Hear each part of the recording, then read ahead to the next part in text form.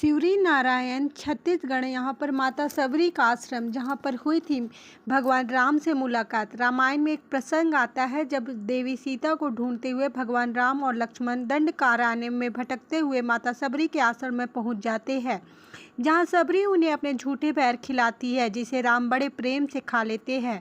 माता सबरी का वह आश्रम छत्तीसगढ़ के शिवरी नारायण और शिवरी नारायण मंदिर परिसर में स्थित है। महानदी, जोंक और शिवनाथ नदी के तट पर स्थित यह मंदिर और आश्रम प्रकृति के खूबसूरत नज़ारों से घिरे हुए है। सबरी माता का आश्रम शिवरी नारायण मंदिर के कारण ही यह स्थान छत्तीसगढ़ की जगन्नाथपुरी के नाम से प्रसिद्ध हुआ है। मान्यता है कि इस स्थान पर प्राचीन समय में भगवान जगन्नाथ जी का प्रतिमा स्थापित रही थी, परंतु बाद में इस प्रतिमा को जगन्नाथपुरी में ले जाया गया था। इसी आस्था के फलस्वरूप माना जाता है कि आज भी भगवान जगन्नाथ जी यहाँ पर आते हैं। शिवरी नारायण मंदिर शिवरी नारायण छत्तीसगढ़ के जांजगीर चांपा जिले में आता है और यह बिलासपुर के 64 और रायपुर से 120 किलोमीटर की दूरी पर स्थित है। इस स्थान को पहले माता सबरी के नाम पर सबरी नारायण कहा जाता था, जो बाद में शिवरी नारायण के रूप में प्रचलित हुआ।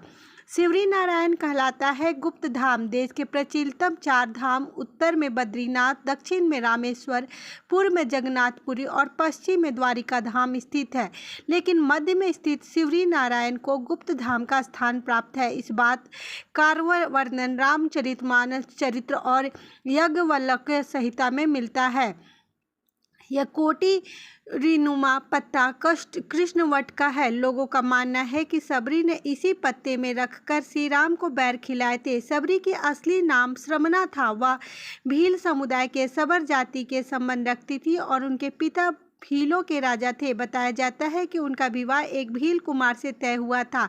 विवाह से पहले सैकड़ों बकरे भैंसे बलि के लिए लाए गए, जिन्हें देख सबरी को बहुत बुरा लगा कि यह कैसा विवाह जिसके लिए इतने पशुओं की हत्या की जाएगी। सबरी विवाह के एक दिन पहले घर से भाग गई। घर से भाग के वह दंडकारण्य पहुंच गए।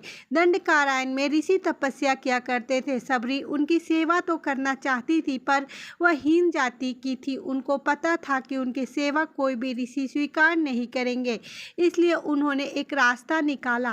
वे सुबह सुबह ऋषियों को उठने से पहले उनके आश्रम से नदी तक का रास्ता साफ कर देती थी, कांटे बीनकर रास्ते में रेत बिछा देती थी। यह सब वे ऐसी करती थी, किसी को इसका पता नहीं चलता था। एक दिन ऋषि मतंग की नज़र सबरी पर पड़ी। उनके सेवा भाव से प्रसन्न होकर उन्होंने सबरी को अपने आश्रम में शरण दिया। इस पर ऋषि को सामाजिक विरोध भी हुआ, पर उन्होंने सबरी को अपने आश्रम में ही रखा। जब मतंग ऋषि की मृत्यु का समय आया तो उन्होंने सबरी से कहा कि वे अपने आश्रम में ही भगवान राम की प्रतीक्षा करें, वे उनसे मिलने जरूर आएंगे। शिवरी नारायण में स्थित सबरी सेतु मतंग ऋषि की मौत के बाद सबरी का समय भगवान राम की प्रतीक्षा में बीतने लगा। वो अपना आश्रम एकदम साफ रखती थी, रोज राम के लिए मीठे बेर तोड़ कर लाती थी। बेर में कीड़े न हो और वह खट्टा न हो, इसके लिए वह एक एक पैर को चक्कर तोड़ती थी। ऐसा करते करते कई साल बीत गए। एक दिन सबरी को पता चला कि 2 सुकुमार युवक उन्हें ढूंढ रहे हैं।